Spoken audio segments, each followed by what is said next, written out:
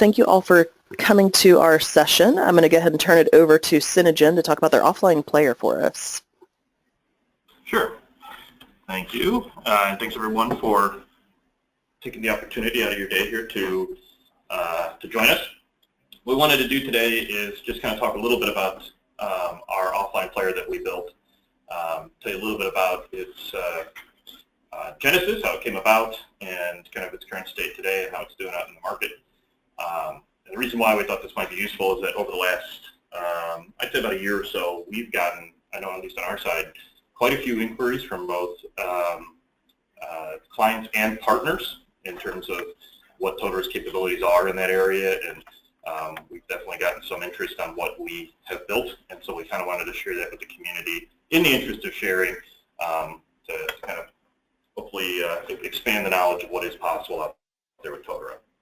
So to get started, I'd like to set the background by talking a little bit about the client that kind of kicked this whole thing off for us, and that was the American Society of Anesthesiologists.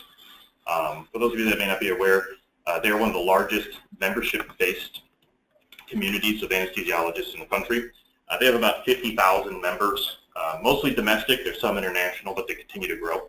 And one of the biggest services that they offer their membership is the management of their continuing medical education needs. And in the medical community, every year, doctors are required to get certified in order to continue practicing medicine. And these certifications can be a little bit difficult to keep track of and follow. And the reason for that is that each year the federal, the state regulations will change as to what is required to practice medicine. In some cases, there will be boards that govern the specific specialities that also will have their own requirements that may change. And so each year, the courses that you need to take, the number of courses and when you need to take them can change. And so it is kind of a convoluted process to manage. And ASA does that for their learners. They allow their learners, their members, to log in. They'll present them with, hey, here's your learning, here's what you need to take so you can get certified so you can continue to practice medicine. And not surprisingly, they use Totara to do that. And they needed a way for their membership to really maximize their access to learning. Anesthesiologists, like many other medical professionals, they work very long hours. They work from 8 to 12-hour shifts, sometimes even longer. And during those shifts, they had periods of downtime that would be great opportunities for them to learn. And again, this is learning they have to do. They have to get it done in order to continue to practice medicine. So it's not recreational by any means. However, one of the interesting things, at least to us during this implementation, was that even though they worked at some of the most technologically advanced buildings out there, basically hospitals, they had very, very limited, if no internet access in these hospitals. And the reason for that is that the hospitals restrict their networks. They don't want viruses or other type of hostile software getting into their environment. So many of the employees that work there, including the doctors, have very, very restrictive access. They couldn't get online and take their learning when they're at work. And so they're missing out on some opportunities to get the learning done, to help keep their work-life balance going. And so they wanted a way to address that. And so that was kind of the first challenge that kicked it off. There are a couple others, as we move on to the next slide here, that popped up as well that ASA kind of charged us with.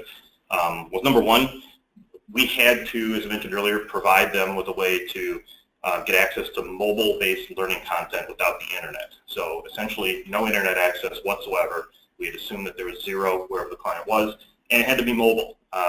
We couldn't do browser-based, mainly because doctors move around quite a bit. They go to different rooms, they go to different hospitals, and so they didn't want to be lugging a laptop with them. And it's also very important to them that it was a native mobile interface, not simply an adaptive or responsive theme that might be on a web page. The second challenge that we had, which was fairly significant, but the ASA already had thousands of courses that they had set up, and each of those courses had a set of progression rules that were already in it that needed to be followed in order to issue a certificate. And the certificate legally was a big deal. It allowed a doctor to continue practicing medicine. So they get audited and so on and so forth, and all of that was there working just fine in the online version. We needed to make sure that we had an equivalent experience with the offline version.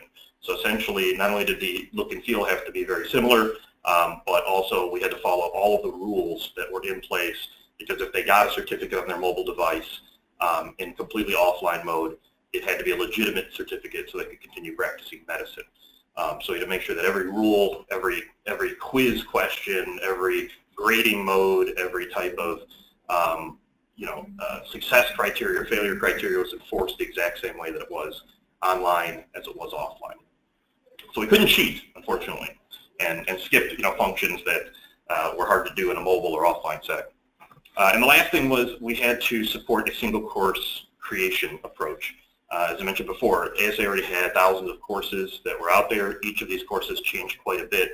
There's a lot of energy that they spend keeping those courses up to date, and they didn't want to have to create both an online and offline version of them. So we had to make sure that when they created a course, even if it was an online course, it would work the exact same way offline as it would online, without requiring the content creators to do anything differently. And so with that was kind of our challenges that set out. We kind of got together, we brainstormed a bit, and essentially came up with a mobile application that addresses all of these needs and more, which we'll kind of switch over and show you now.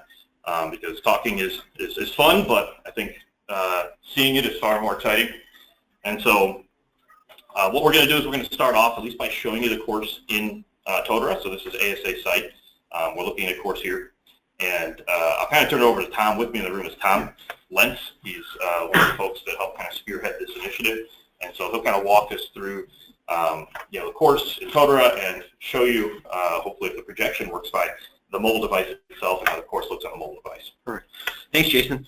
So as Jason mentioned, we had a number of challenges managing their content, getting content into that mobile application, and doing it one way. So you guys are looking at a standard topics course here in Totara, and you see on here we've got a bunch of activities. As part of the exercise we went through, we figured out what types of activities are candidates for offline learning. So there's some things like wikis or other things that are interactive like chats that might not be a candidate for offline learning. We had to, make some choices there, right? So that experience could be, again, done completely offline. So going through here, we've got some basic things. We've got our pages, we've got some PDF files, we've got an MP3 file, video file, quizzes. Again, this is a big thing for the doctors, and one of ASA's main products is that they have these quizzes that have a lot of interactivity within them, a lot of content in here. So their question feedback has images. There may be images as part of the question. There may be video files. There may be other things that are all embedded within those questions. We've got a custom activity here that we did, which is a score comparison that allows learners to see their scores, how they did potentially against their peers, against other people in the cohort, against themselves. I've got a wiki here, just to again show kind of what does that look like in offline learning. We've got an evaluation activity, again a key piece for obtaining your CME. You have to go through an evaluation. Then we've got our different certificates here. You see there's some restrictions here on this certificate that are there. All of these activities will be ported into our app, and when we show that, we'll go through that here a bit. Again, so this is a course that we use. We're actually in their production. This is a course that we use for validation when we do updates to the app. When we push out an update through Google Play or through the Apple App Store, Apple actually logs in and does some validations, make sure we're compliant with our terms of service. Again, very important thing when you're releasing an app to the App Store or Google to have that validation piece here. So this is a course that we use and we give Apple access to as well. Going into here, I'm going to touch on just a few brief additional settings or enhancements that we've done here to the course to quote-unquote make it offline. You can see ASA has a number of custom fields that they've got in here. We have a simple Boolean here that determines whether or not the course is available for checkout on the offline app. Okay. We also have a different credit, so credit configuration on the course. That is important. That's information that will get pulled into the app. Now again, with ASA's thousands and thousands of courses, they don't want all of those courses to show in the mobile app or to create records of them. So we gave ASA, kind of a little bit of a plug-in here, the ability to not only check the course as offline so that it shows in anybody who's enrolled in the course, but also to publish it. So you see here, I'm in the admin, or I'm logged in as an admin. Only admin can see this. I've got this little publish button. I'm going to go ahead and do this. This will actually go behind the scenes. If you've developed with Totara or Moodle or anything like that, you know it's got some funky ways of storing content. We actually go gather all that content up. You're seeing here, we've got, in this course, I got 36 different files that it's been able to get. Most of them are images. There's some video files. There's an HTML file, a couple other things here. And it's bundling those up into a zip, okay? So anytime ASA maintains or updates that course content within Totara, I'm going through this publishing process as part of it, okay? So now that that's done, that it's published, I'm going to go in and log in on my app. And give me 1 second here while we AirPlay onto my machine. So hopefully we can see it. Okay, so you should be able to see my iPad now. Wes, can we see the iPad here on the screen? Yep, we got you. All right, perfect. So I'm going to go in here. We got our ASA native application here, available in the App Store. I'm going to launch that app. Now this app single signs on into we actually have single sign on with their member management system, and we are remembering the learner's credentials in here again for offline control. So on the app home screen, you see all of the courses that I have available to me. I can pull down the screen here to refresh it. You're going to see I'm going to get the message, hey, there's no new courses to download. You can see which courses I have available to download here via this little download icon, and you can see they're grayed out. So if I tap one of them, it's saying, hey, the course isn't downloaded. Would you like to download it? And I can choose to do that. I'm going to go over here. I've got a contextual help on the right-hand side here that kind of gives me a little help. This is found on a number of screens within the app that show, hey, what do these buttons do? We found that's been extra helpful with some of these doctors, kind of giving context for some of these things. On the left-hand side, we've got our other menu here. I've got my profile and settings. I have a setting in here. Again, this is one of our requirements here to allow this to only download over Wi-Fi, right? So some doctors and other folks don't necessarily want to use their data plans. So I can toggle this one on and off, and it will warn me or prevent me from downloading content here. I'm going to go ahead and download this course that we just published. It's already downloaded, so yes, I'm going to go ahead and continue. We've also, as part of the criteria, when you do check out a course, in order to maintain that progression, as Jason was saying, it's very important for legislative and other audit purposes. We keep a record of the device and the, obviously the user that have downloaded it. And the ASA has that available as a reporting thing so that they can see, hey, have people checked out the course? Have people downloaded it? When did they check things in? Also from a development standpoint, it's very helpful for us to be able to, if anything goes wrong or people troubleshoot, go into it. I'm going to go ahead now and I'm going to tap on the course that we downloaded. You can see here, I'm just going to move this over just a little bit.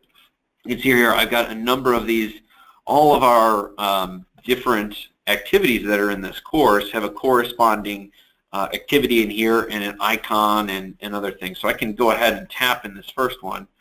And if I want to, I can you see some things where we've had some things cut off. If there's an activity like a page or a PDF or something where we need to track progress against it, we're actually allowing you to click view. Once you click that view, our progression is taking over and it's noting that activity was viewed. So we're mirroring the same capabilities that Totara has out of the box here. So I clicked on a PDF activity here, and I can go through it. We have got a full-blown PDF reader embedded in this, and I can page through it if I want. I've got some other options, so I can view it in any format that I potentially want to see it in. I can also close it out. Okay. So as I'm going through this and viewing these activities, going through, take a look. And again, this allows ASA to really put some rich content in here if it is from a publication or PubMed or a journal or something like that to do that. And go back to the main course screen, and you can see we're starting to get some checkboxes here as I've finished and completed those activities. I'm not going to open the, let's see, I'm going to go down. You're seeing, again, some other activities that are locked. Again, we're not opening those activities until they've completed the prerequisites successfully. So we're enforcing scores on quizzes, passing grades, etc. This one you're seeing, I clicked on the locked activities and course feedback. So if we've got this in here, you see I've restricted this. It's not available until my self-assessment with no feedback is available or has been completed successfully. And then obviously that's unlocking then potentially my certificate, right? So using, again, Totara and Moodle's great restriction criteria and progression criteria, we're just mimicking that within the app. So if I click, now this is, again, a lot of these things are links. So if I click it, it's going to bring me directly to that activity. So I can go jump in the activity. I can take this quiz. You're also seeing here I got some options in order to be able to filter this. Select some keywords. So you're seeing some available keywords that are there. Behind the modal that we've popped up here, you're seeing that my question list is getting restricted a bit here. So I had a bunch of questions. Now I've got obviously less. I'm going to go back in here and say I don't want to restrict on any topic keywords. And so those are all there. I go into this now. We've got our contextual help here again as well.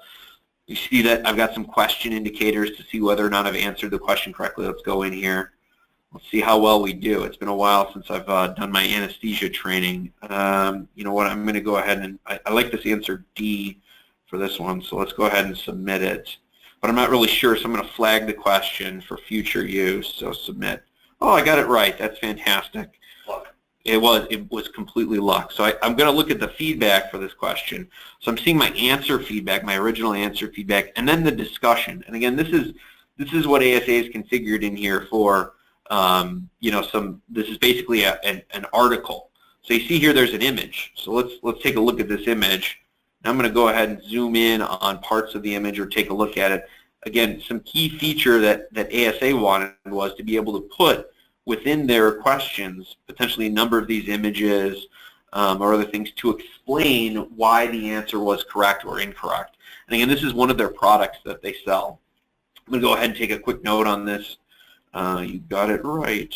You got it right. Great job, Tom. And I'm going to close that. Okay. So again, I've also got in here, they may have included some references to offline, so I can go ahead and click this.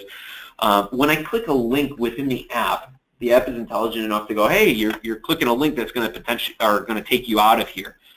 So we gave them the option to both view the app in a stripped down browser within the app as well as within the browser. So what we found is docs may do this as a kind of a, hey, I want to look at this offline or later when I'm online. So I'm just going to open that web page in Safari or whatever my default browser is and launch that from here. In this case, I'm going to go ahead and click in-app. So, and since we're on the internet, it's going to pull it up for me. Hopefully, there we go. There's my PubMed.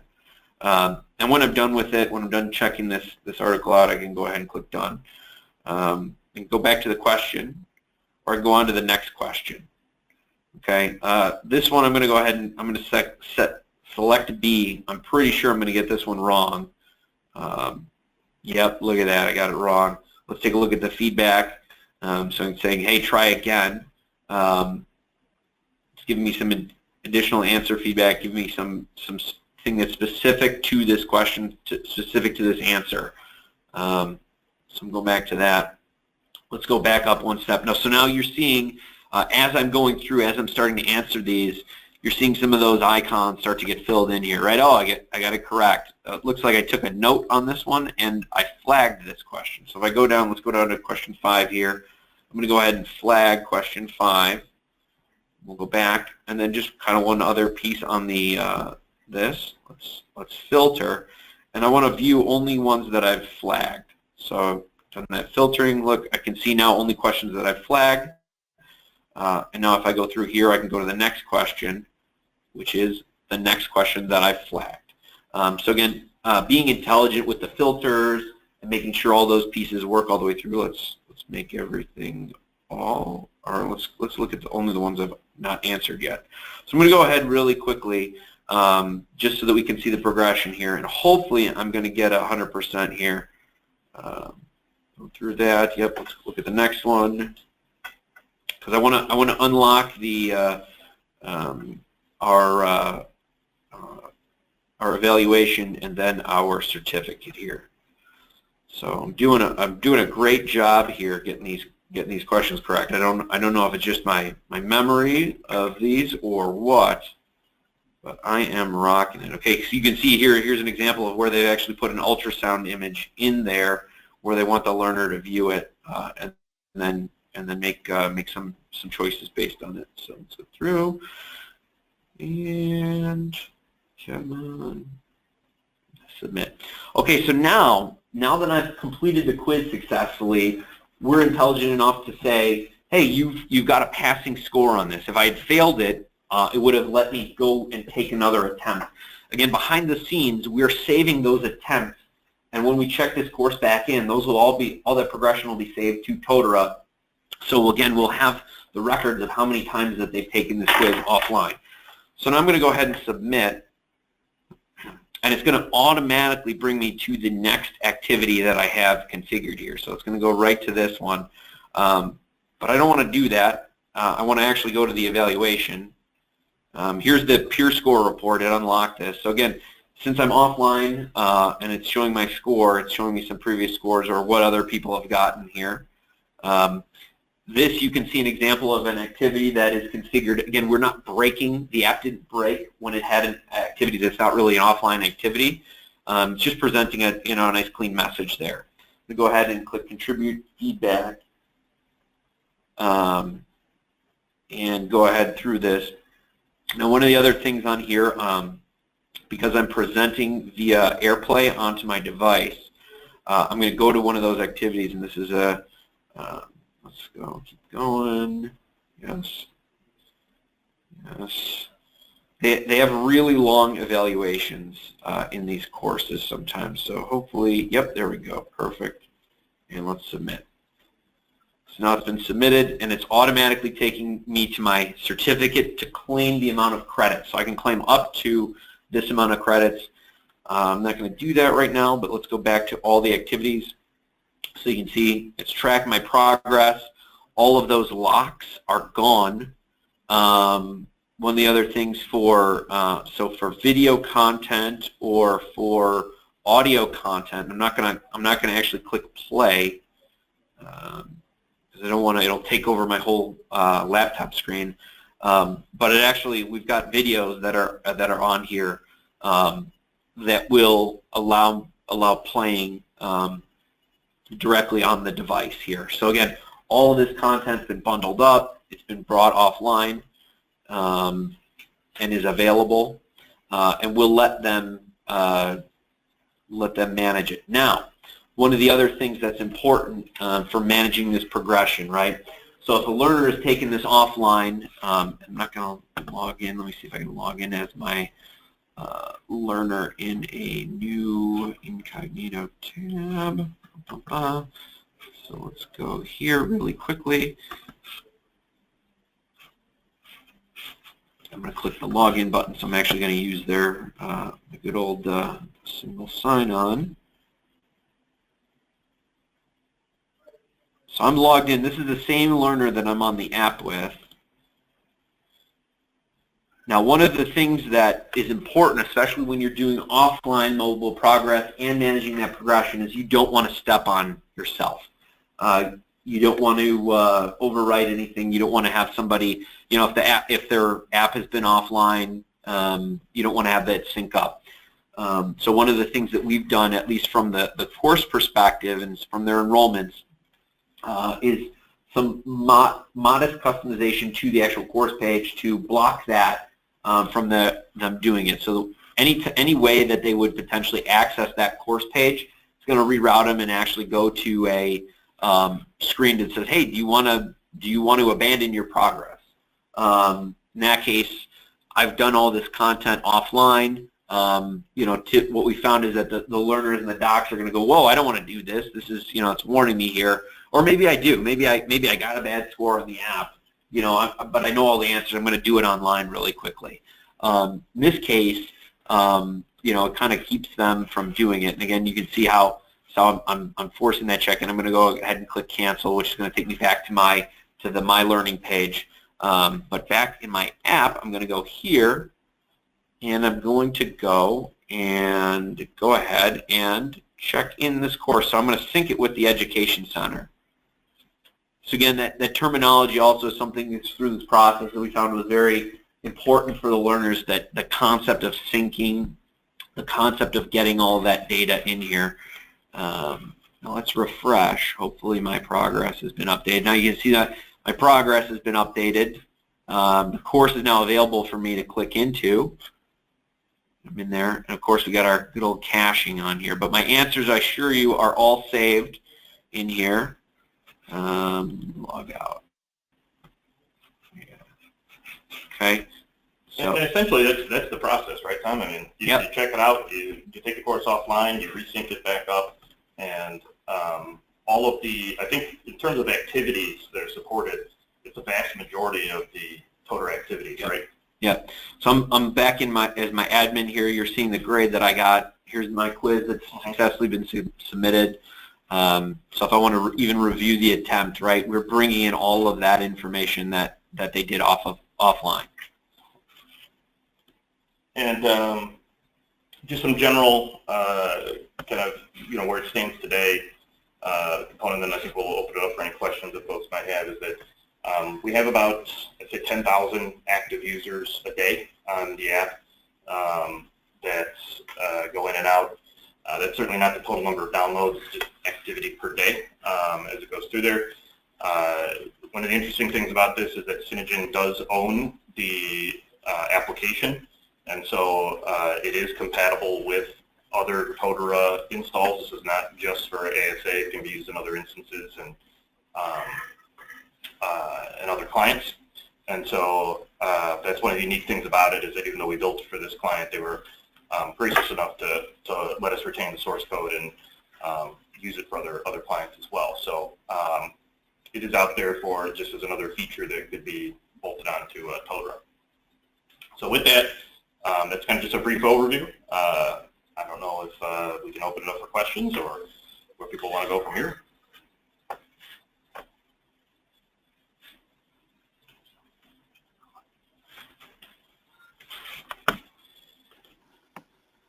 Wes, did you want to, do you feel it appropriate to open up the line for questions from the partner community at this point, or?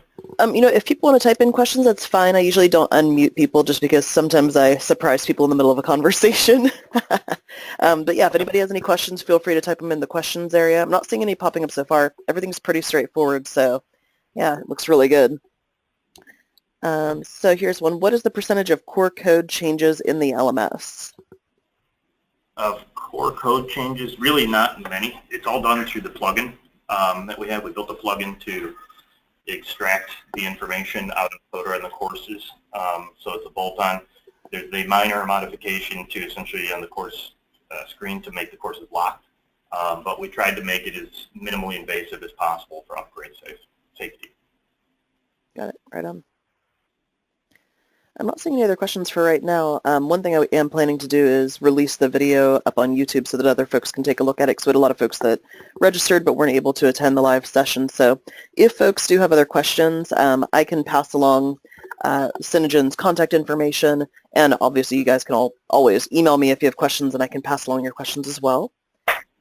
Sure. So I want to thank everyone for your time and attention. Have a great rest of your day. And again, if you have any questions, feel free to drop me an email.